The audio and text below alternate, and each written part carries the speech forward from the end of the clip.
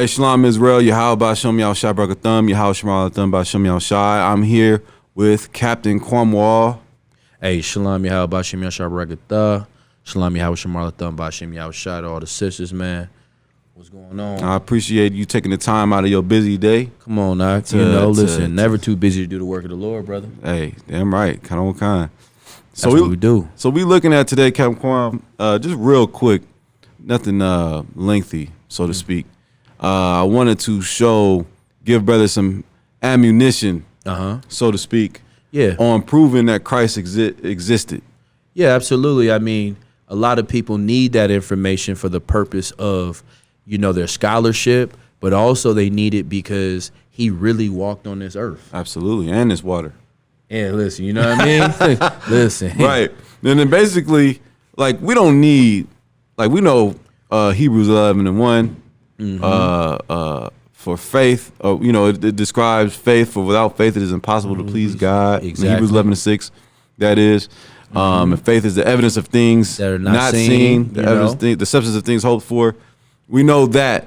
I don't need the bones of Moses to, in my mind, confirm that Moses existed. I don't need to see Joseph's sandals. No, absolutely. You know what I mean? Yeah, I don't need to know where the temple was, buried at, or the rubble is what you would say of, whatever. I don't need any of that. I just, I live this truth and understanding that this is factual. Absolutely. And not by just what, you know what I mean? Like, who are you?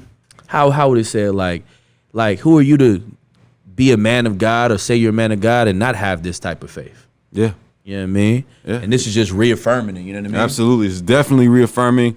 It's destroying the naysayers, the scoffers, those of you who say, oh, Christ didn't exist, or Christ is an idea made up from Egyptology. And the whole story and account of Jesus Christ is a retelling of Ramesses or Osiris and, the birth of all that. Which is garbage. Yeah. That's garbage. Yeah, absolutely. And as priests and prophets of God, we don't allow lies to be told on our King. So we defend this truth and we prove everything that we say. 1 Thessalonians 5:21, prove all things, hold fast that which is good. So we got a couple goodies for you.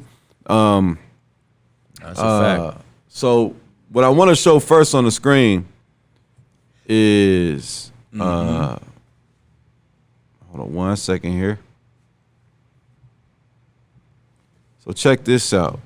Actually, look at this on your screen. This is a book we got. It's like it the water. It's called Ancient Rome. Yeah. Ancient Rome, the Definitive Visual History. This book goes into the history of Rome, the Holy Roman Empire, the Byzantine Empire, the history of how Rome became Rome. Goes into Romulus and Remus and the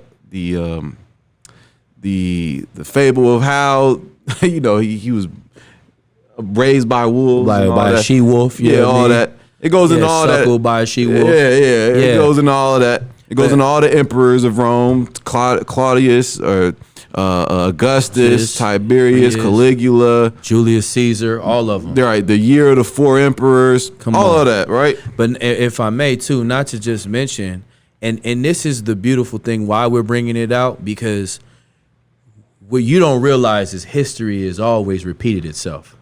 Absolutely. And you live in Rome today. Oh, man. That's why, like, those that don't pay attention, everything in the basis of your life, like he was bringing out from Romulus and Remus, that's, the picking of sides. That's your democratic parties. Right. You know what I mean? And then you think about words like romantic. Oh, man. You know what I mean? Romance. Romance. These are all concepts that are built into America because America is the daughter of Rome. I am not romantic. I am not romantic either. You know what I'm saying? Yeah. I'm none of those things. I can't think of nothing witty right now. No, I'm not romantic, but I am sturdy. Hey. You know what I mean? So just want to read the back of this book, and it has the first Roman emperor, right? Of the Roman Empire, because there were different time periods in the history of Rome and different sovereignties or what have you. So On the back it says, the author says, discover the grandeur of ancient Rome and its enduring influence on modern civilization in this stunningly illustrated guide to one of the world's most powerful empires, which is very true. Facts. But here's what the typical person doesn't know, that the Roman Empire was prophesied in the Bible. Yep. The Roman Empire was prophesied during the time going back to Daniel. Yep. And Daniel lived during the time of the Babylonians and the Persian and the Mede Empire, which is around 600 BC, according to most historians. Yep. It says, covering more than 1,000 years of momentous events, political upheavals, and military campaigns, ancient Rome explores the rich diversity of a complex society. Featuring sumptuous photography and amazingly detailed reconstructions, it showcases cultural treasures and exquisite architecture, as well as telling the stories of the Romans and the people they conquered, from gladiators to Gauls, emperors, and politicians. Oh, man, you know listen, and that's so heavy that you say that, right? And that was a lot. That was a word. That was like a word full of words. That was a mouthful. Yeah, that was very well put. Yeah, I mean, but it was so necessary. And like, just before, you know what I'm saying, we get further into it, why do we bring this out? Why are we speaking these things? Because it's the background evidence that we have actual historians in this book called the Bible, but we also are historians in just books and other literature to be able to back up and, you know, affirm what we say. See, a lot of y'all say things, but when we ask you for the history on it and the proof on it, you don't bring that up. You have no sources. Well, guess what? We bring sources here in the UPK. Absolutely. The Bible says, from what I remember, Cap, the earth helped the woman. Come on. You understand? So let's look at this page here, page 240, if you decide to pick up this book. So the Roman historians is what we're going to focus on, because remember, we're proving that Christ existed. We know Christ existed, and we're going to prove it. This is what brothers can use. So the first page you see, hold on. That's all right there. All right, this is the first page you see. Yep. On the screen. As it loads up, boom. Roman historians. It says, let me just read a little bit of it, right?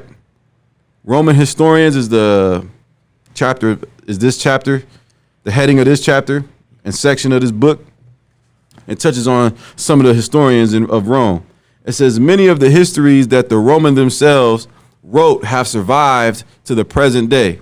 These texts reveal a great deal about Roman thought with regard to both Roman society and its relationship with the wider world. War is, unsurprisingly, a common theme of Roman history. Over the course of the centuries, Roman historians examine the past to help them understand how Romans had become a dominant force and how to rule most effectively. And they was only able to rule most effectively is because that was a prophecy that the Most High laid out during the time of Daniel. Remember the multi-metallic image, the head of gold that Nebuchadnezzar saw in his dreams and visions, and that was troubling him, and he was waking up in cold sweats. Remember, it said that the image had a head of gold, chest and arms of silver, belly of brass, iron legs. You understand? The iron legs represented the Roman Empire and its strength. Right, exactly. And how they, how dominant they were. It's continuing on. It says, the manner in which the Romans wrote their histories owe a strong debt to the techniques and styles developed in ancient Greece centuries earlier. Famous Greek historians such as Herodotus and Thucy, I'm gonna just say Thucy. Claudius. Right. Inspired Roman historians. Many quote unquote Roman historians were Greek in origin, including Cassius Dio, the author of Roman history.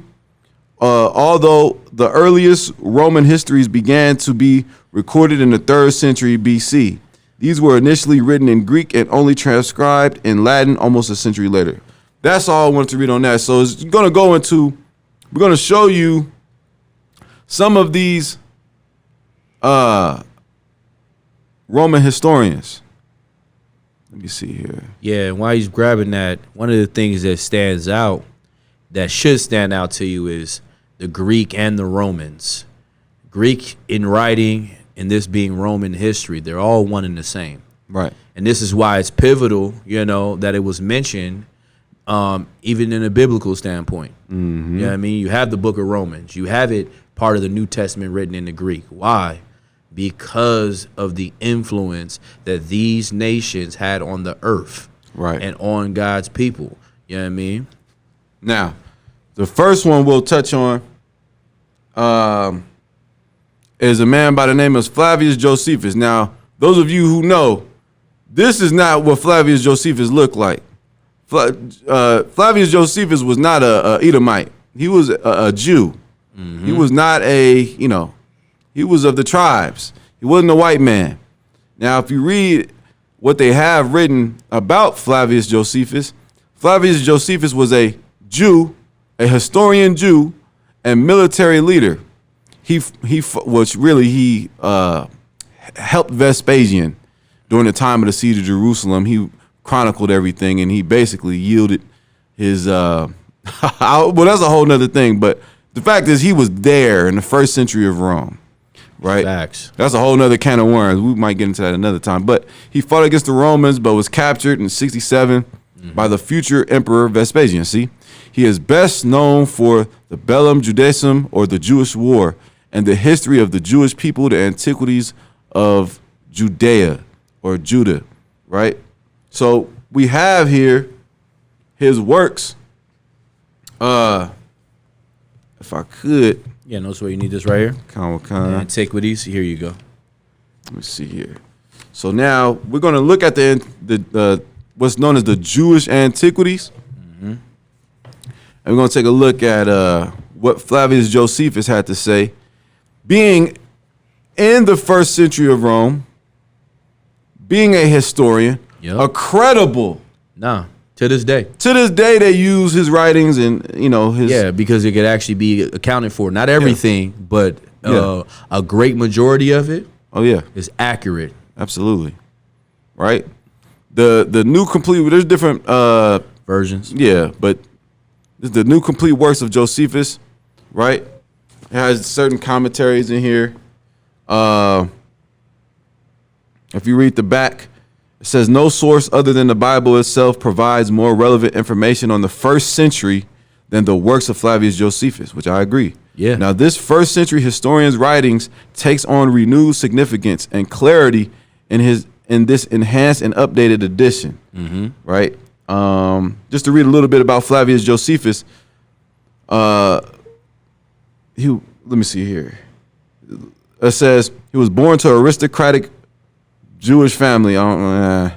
Served as a priest. Shows you he was an Israelite. Yeah. And later became the commander of Jewish forces in Galilee following the revolt against Rome that began in AD 66 AD. Captured by the Romans, Josephus spent his later life in Rome under the patronage of the Roman emperors, where he composed his history of the Jewish people and his account of the Jewish war that led to the destruction of Jerusalem and the temple in 70 AD. What happened in 70 AD, sir? I mean, 70 AD is when we fled out of where?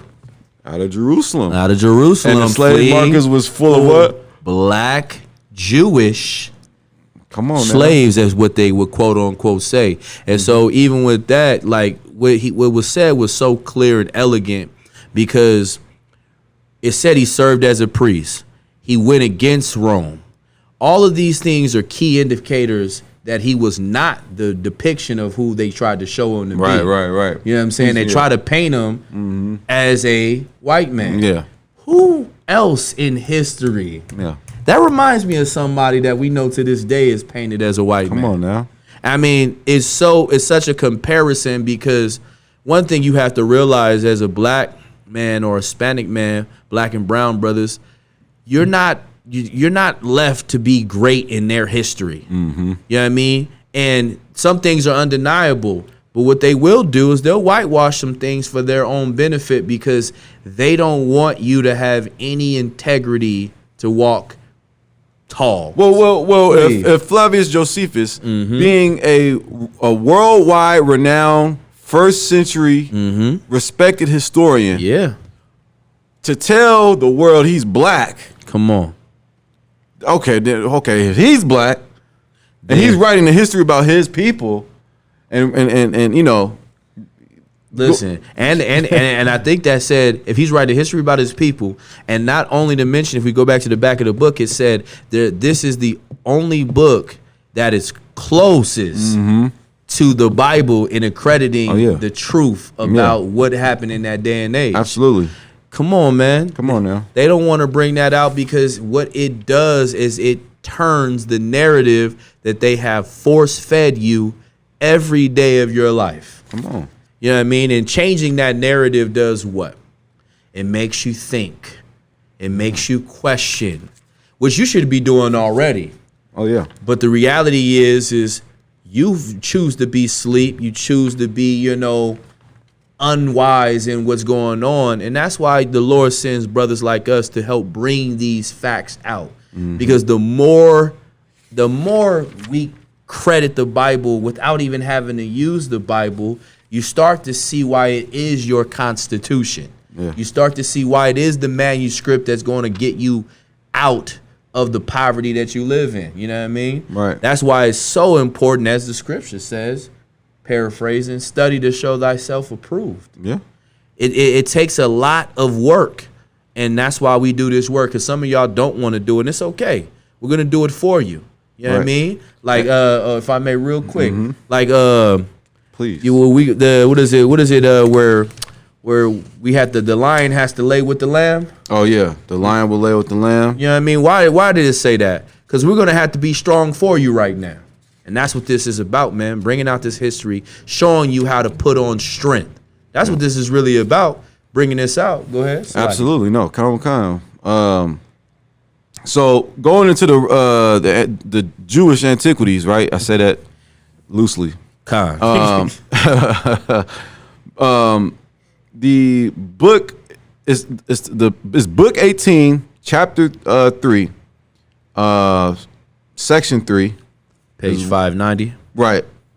Let me put it up on the screen for you, actually, so you know what we're dealing with here. Yeah. Like Flavius Josephus, he wrote about Herod, the line of the Herodian dynasty. He wrote about Agrippa. He wrote about John the Baptist. Come on. And he has no dog in the fight, to where, like, when he was writing this, his aim wasn't to prove Christ exists. No, he had no motives. He had no motives. Yeah, and like, come on, man. And these are important things to know about. Yeah. Like when you go into Acts the 26th chapter, you learn about King Agrippa. Like you need to know these things. Absolutely. You know what I'm saying? Because he could say on that, he could vouch because he was alive during the transpire of this situation. Right. Come on. And he had access to other history, being a historian. Come on. Like, that's his key. Josephus, the historian. Yeah. And a renowned historian that is what? Acknowledged worldwide. Yeah. Come on. The truth is right in front of you. You just got to learn. You got to want to read it, man. Absolutely. You got to want to digest it. That's really what it boils down to. Y'all read it, but you don't digest it. Go ahead, Salakia. Heavy. No. So let's look at this here. Let's look at chapter 3, book 18, chapter 3. I want to say verse 3. But that's just the spirit of who we are. Right. So let's look at this here. Let's look at what he says. He says, now there was, let's read up a little towards the end of 4. You see 62 who laid upon them right there. Follow me there. Who laid upon them much greater blows than Pontius Pilate, come on, had commanded them, and equally punished those that were disorderly and those that were not, nor did they spare them in the least. And since the people were unarmed and were caught by men prepared for what they were about, there were a great number of them killed by this means, and others ran away wounded, and thus an end was put to this rebellion, right? Because he was going into how not only the Israelites, but everybody in Rome would, there would be revolts in Rome. Absolutely. The activities that they were doing.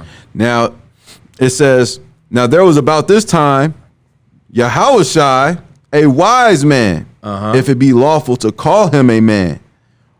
For you, we gonna touch that. Oh, wait. Go ahead. Right? For he was a doer of wonderful works. Come on. A teacher of such men as received the truth with pleasure. He drew over to him both many of the Jews and many of the Gentiles. Which this is heavy in what respect? Because we know who the Gentiles he won over. Come on. You know, who he was for, rather. Yeah, that's a fact. You see? And this is just proving y'all notion that Christ didn't walk this earth, man. Like the very historians that you'll give this historian all the credit, but then when we tell you Christ walked the earth, you won't believe that. Then he won't believe that part. Yeah. If I could, it says, he said he was the Christ. Come on. And when Pilate, at the suggestion of the principal men among us, talking about the Pharisees, had condemned him to the cross, which was a first century Roman practice. To crucify people.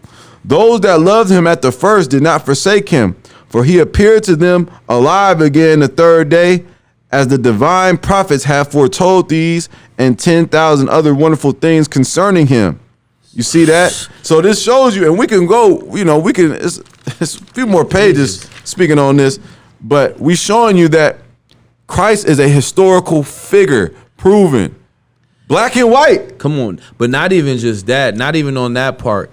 What Josephus just revealed to y'all was the actual miracles he was doing. Oh, it says, come on. He says, now there was about this time Yahawashi, a wise man, if it be lawful to call him a man. Listen, and why would he say that? Because what he was doing was not common of men. Come on now. Like, and that's one of the things, like, y'all don't understand, like, Christ wasn't a regular man. Moses wasn't a regular man. Joshua wasn't a regular man. These weren't regular men. Why? Because the Lord was with them. Right. And the Lord was with Christ. And who knew it best? The people that saw it in this day and age.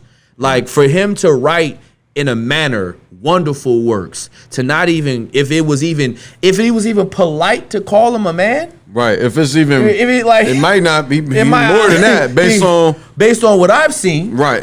You know what I mean? That's what he's telling you based on the accounts that I've seen. And you got to realize how wicked of a place Rome was, man. Oh, my goodness. And this is why he's saying it in such a manner, because there was wickedness. Like, you think that what you see today is brand new. That's why the scriptures are so beautiful. There's nothing new underneath the sun. Right. You live the same life, but in a different version in America as you did in Rome. Homosexuality was going on, or alternative lifestyle, let me be correct, was going on in that time frame. You know what I'm saying? Hate and discord was being sown amongst brothers. And they saw a man, Christ, Yahawashi, as we know him in the Hebrew, doing wonderful works, man, coming in, establishing what was prophesied, man. And this is not even the Bible. This is just a history lesson. Right. We ain't going to the Bible. We ain't touched the Bible. This is all history. We ain't touched the Bible one time right now. We looking at books. The white man wrote the Bible, or that Jesus was a copycat of Egyptology and Kemet. You out your damn mind. Listen, man. Y'all better stop trying to assign yourself to something you do not want to be a part of.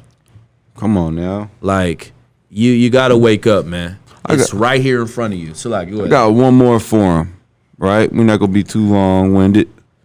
Another historian. And there are more inserts, right, that Flavius Josephus has showing you the historical figure, different historical figures that validate that Christ actually walked the earth. Yeah. And again, I don't need this.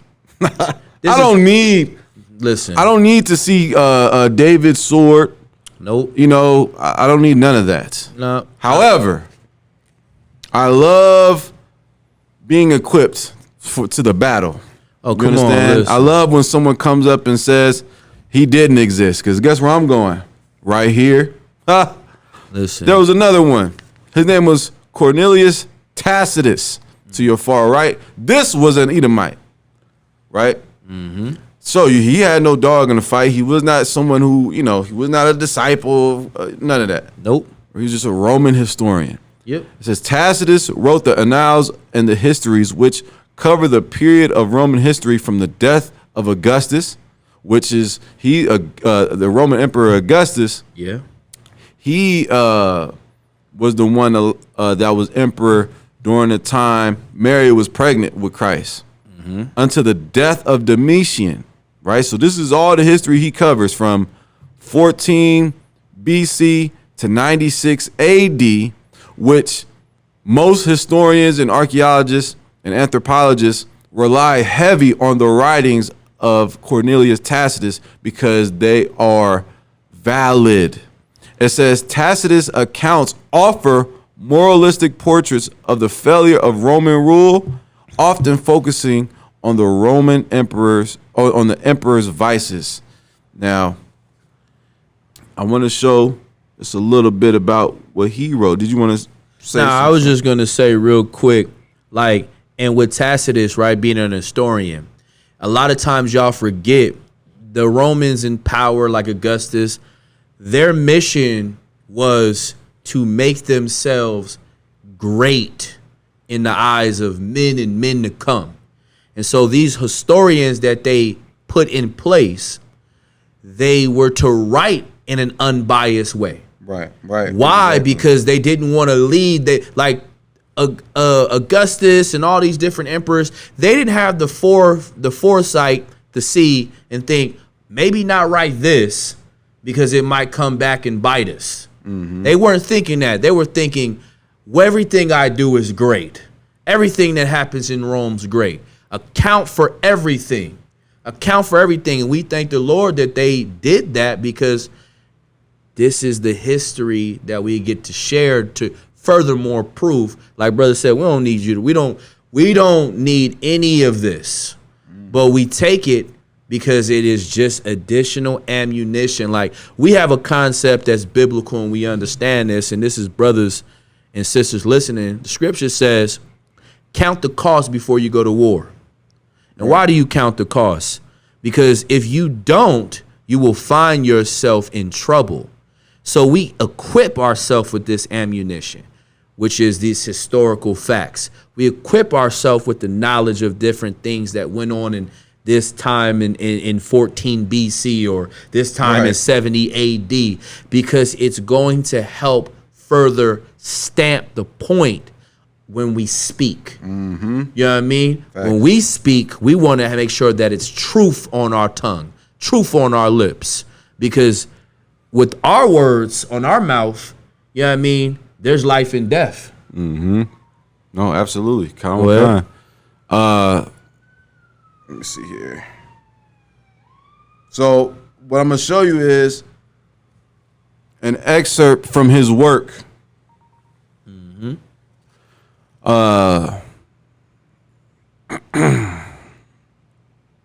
Let's see here. There it is. All right. Make it a little large for you.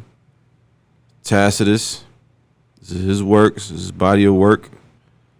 It says, let's see, a Roman historian with no dog in the fight. Nero, a Roman emperor, come on, who famously persecuted, quote unquote, Christians, people who followed Christ in the Roman Empire. Was killing them, feeding them the lions, all kind of disgusting stuff. Anyways, Nero fastened the guilt and inflicted the most exquisite tortures on a class hated for their abominations. They hated the fact that people believed in Christ or spoke of Christ, mentioned Christ. Yeah. Called Christian by the populace. Christus, right, which is referring to Christ, from whom the name had its origin, suffered the extreme penalty during the reign of Tiberius at the hands of one of our procurators, Pontius Pilate. Come on now. So he's saying in their history, in their records, that they killed this man. That of whom Christians by populace was called Christus or Christ, from whom the name had its origin, suffered the extreme penalty during the reign of Tiberius, which Tiberius Claudius, at the hands of one of the procurators, Pontius Pilate, meaning that Christ's crucifixion was confirmed. But they wasn't back then. They wasn't trying to confirm this. He's just writing history. Nah, he's just really he's establishing the accounts. Come on now. And that's what y'all have to understand. Y'all being the people that don't want to believe in what we say. Listen, this is just, it's so clear. It's so undeniable. And you have to really sit back and think, you know what I mean? And really start examining things. You know what I mean? This was left, you know, behind for us to learn, because the very ways that they were living today has influenced the world today that you live in. Mm-hmm. And so to understand that, what you go through and how you suffer is to understand what was going on in the past. Right. And that's history, man. Christ walked this earth as a man and was persecuted for doing the works of God. Come on. That's perfectly said. I mean, I'm glad that, you know, we was able to show just a little bit. There's a lot more we can dive into, and we will. Mm-hmm. But for this installment, we just wanted to show some of the works of Flavius Josephus, some of the works of Cornelius Tacitus, and we'll show even more. We can show the what they call the Tel Dan Stele, that shows that the Moabites wrote about the house of David. Come on. We can show David existed. We can show pottery with Saul's name and Saul's sons' names inscribed on the pottery, Rehoboam. We can show all of that. We can show Hezekiah on ancient coins. Yep. you like, come on, Christ on ancient coins. Come on, we could show a Roman emperor pissing on, or a Roman soldier pissing on a Judite captive. Come on. Remember that coin? Right? We could show all that. You understand? So, and that's exactly what we're going to do. So I want to say, the water to all of you who tuned in, make sure you like, share, subscribe. Share this information, man. It's very important. You never know, you know, who come across it. Absolutely. But until next time, shalom. I'm going to say shalom.